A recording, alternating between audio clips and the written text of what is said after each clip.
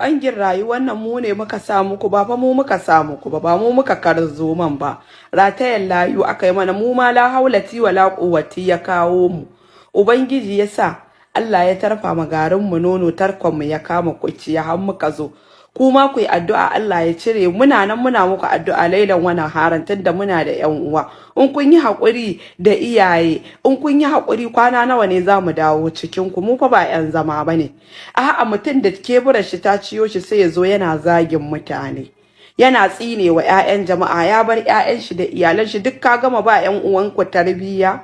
A'a duk ɗan TikTok ne marasa tarbiyya. Wai a cikin mu ma an samu wani daƙiƙi wai da zai dinga wai waka yana wai a TikTok an gama an yi asara haihuwa ga babba asara nan Allah na tuba astaghfirullah ka gama bin ƴaƴan mutane ka gama lalata wa ƴaƴan mutane rayuwa ƴaƴa nawa kai wa ciki ko kuma in ce ƴaƴa nawa ka lalata har zaka dinga waka yara ƙanana suna ɗauka suna jera hotunan jama'a ai wallahi gwano dama bai jin warin jikin shi ai me bunu a gindi bai kai gudunmawan gobara kuma duk wanda ya zagi dan wani gashi nan ya haifa in ana magana asara haihuwa ma aka same ka kai mai waƙan ma ai sai dai a koma gida shugaban sheyaɗin na duniya kai ne abohom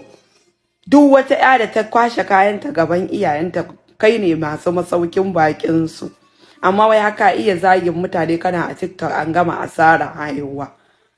ai ga babba asara nan ku da kuke zagin ƴaƴan mu jama'a fal ya'ul khairu auli yasmun min husnil islamil mar'i haka aka ce kuma tarkuhu ma la ya'ani idan ba za ka iya wa mutane addu'a shari'a ba ka kama bakinka just keep your mouth shut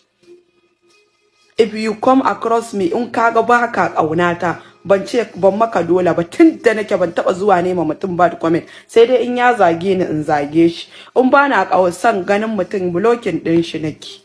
saboda ba a dole in ce muku ba a rayuwa dole Allah ne ya halicci mutum kuma baka isa ka ga bayan shi ba sai Allah ya so kuma yanda kake hakama uwa da uba suka samar da kai mu ma haka kuma yanda aka haife ka a sunna gwara ma mu da mun fi ka zuri'a tayyiba don wani in aka yi bincike wannan ya haifi wannan ya haifi wallahi wasu da yawa ƴaƴan mazinata ne tunda cikin su ake ba addu'a ko kuma ana neman wakilan shedan aka same su to a'a kai da ka fito fili mu ba ma yin abun mu a cikin riga muna kumbiya muna munafanci yanda aka gamma haka miki ko ka so mu ko ka bar mu tunda dai ba ubanka ya sassaka mu ba yawa shi ne magana